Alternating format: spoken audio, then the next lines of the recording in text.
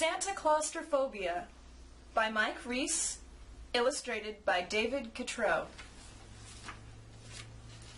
North of the North Pole and south of the stars lies a beautiful village called Stinky Cigars. The name is so awful that folks pass right by it. It's a trick that we use to keep our town quiet. You see, we've got some celebrities here.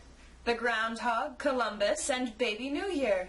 St. Pat and St. Nicholas fill our saint quota. If you want St. Paul, better check Minnesota. There's Uncle Sam, Washington, Lincoln, and Cupid. That dear April Fool, who's as sweet as he's stupid. And the election day donkey and elephant, too. We're the Beverly Hills of the holiday crew. There's no place on Earth, and there's no place on Mars, where life is as lovely as Stinky Cigars. The birds sing the Beatles, the dogs never bite, the sun shines all day, even sometimes at night. It's a nice place to work. It's a nice place to grow up. It's so sweet that sometimes you just want to throw up. And when someone is having a less than jolly day, they come to see me. My name is Doc Holliday. The Thanksgiving turkey has got quite a problem. He still thinks a pilgrim is going to gobble him. Cupid, yes, Cupid cannot find romance. He's remarkably shy for a guy with no pants. Pumpkinhead fears that he's no longer fearful. The Groundhog comes daily to give me an earful. So, I don't get this connection between not seeing my shadow and when spring is coming. And what if I do see my shadow? Half of me says I should pretend I didn't just to make people happy, but a fifth of me says... Most times, the problem is all in their head.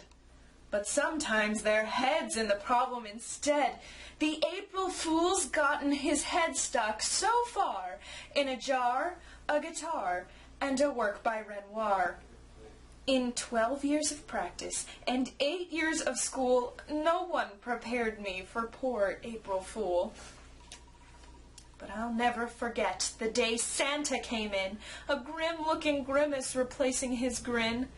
His cheeks weren't rosy, his eyes weren't twinkly, his pom-pom was drooping, his red suit was wrinkly. "Doc," Santa sighed, "I'm quitting the business. I don't have it in me to face one more Christmas. There's a nightmare," he said, "that I have every night. I climb down a chimney. It's long and it's tight. I'm stuck like a cork. Then I start to perspire because down below me they've started a fire. I smell something cooking. I'm not sure just what. Is it ham? Is it lamb? No, I think it's my butt. I wake up right then with a terrible scream. Tell me, Doc, please, what's the point of my dream?" "Santa," I told him, "you're terribly tense. Christmas is coming. The pressure's immense. It's no surprise that the prospect is sickening. Chimneys are thinner and your thighs are thickening. And those cookies and milk have gone straight to your rear, and it's clear you've developed your own special fear. Santa Claustrophobia." I showed him some ink blots. It wasn't a test. My kid broke my pen and my papers got messed. But this kept him busy while I made a call. I soon came back in with a cure for it all. "Santa," I said, "it's a bad situation. You need to relax. Take a Christmas vacation." "I know that I need it," he choked back to sob, "but who in the world will take over my job?" I said to him coyly, "Some folks volunteered." We went to the window, and everyone cheered. There in the snow stood the holiday stars, almost every last person in Stinky Cigars. There were even a few who weren't so famous, like Arbor Day Aardvark and Labor Day Amos. "Aloha," said Santa, as he sailed away in his shorts and his shades and his band de soleil. "Folks," I announced, "this is going to be tricky, so let us unite and win one for St. Nicky." Columbus said, "Bravo!" St. Pat said, "Good luck." The April Fool said, "Hey, my zipper is stuck." Election Day Donkey said, "Who'll take control?" The Elephant said, "We should just take a poll." "I vote for me." "Well, I vote for I." And each time they voted, it came out a tie. So they voted and shivered and sat in the snow.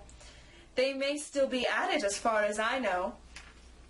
Columbus said he would deliver the toys to the good pretty girls and the pretty good boys. "I'll sail east to go west and then west to go east. The voyage should take me 3 months at the least." Chris," I explained, "you've got 1 night at best." "All right," he harumphed, "I'll go west to go west." I asked Easter Bunny to gift wrap a truck, but his paws were too small. He was having no luck. So he painted and dyed it in purples and pinks. On an egg, this looks good. On a truck, well, it stinks. He did the same thing to the planes and the trains. The habits of rabbits are burned in their brains. Cupid was never afraid to work hard. He thought every package should come with a card.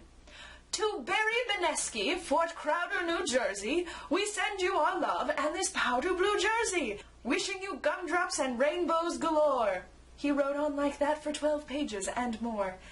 I asked him just how many cards he had done. "Counting that," he said proudly, "I've got nearly 1." My plan wasn't working. My plan was ridiculous. We were about to give up when this came from St. Nicholas. "Having great fun in the sun of Aruba, surfing and snorkeling, swimming and scuba, learned how to limbo, learned the limbada, ended the night with an eggnog colada." Rudolph tried sushi and he's a bit sick. I miss you, I thank you, I love you, St. Nick. The holiday gang worked as hard as they could, and they all did their best, which was not very good. By the night before Christmas, it was all in a crisis. The groundhog had eaten the naughty and nice list. April Fool was trying to assemble a bike. Labor Day Amos had gone out on strike. Six Fathers Time got their beards in a knot, and Pumpkinhead's head was beginning to rot. Then Lincoln and Washington started to fight. "Honest Abe, can't you do anything right?" "Hey, I'm on the penny." "Well, I'm on the dollar." "Stop it, you clowns," I heard Uncle Sam holler. "Christmas is coming, you're acting like Scrooges." Then they began fighting, just like the Three Stooges. Through the fighting and tugging, the smells and the tears, a voice, soft and warm, found its way to my ears. I'm back a day early. A small change of plan. I just had to show off my abs and my tan. St. Nick had come back in the St. Nick of time. He was rested, relaxed. He looked back in his prime. "If chimneys are tight, I've got nothing to fear. I've lost 20 pounds, 19 from my rear." It's good to know, too, that my friends are so kind, and that I do more work than this whole town combined. Everyone laughed, and we helped load his sleigh. "Thank you all," Santa said. "Thank you, Doc Holliday." It hadn't been easy. It hadn't been fun. We all pulled together, and nothing got done. But in a way, I saved Christmas. It gave me a thrill. I'd made Santa happy, till he got my bill.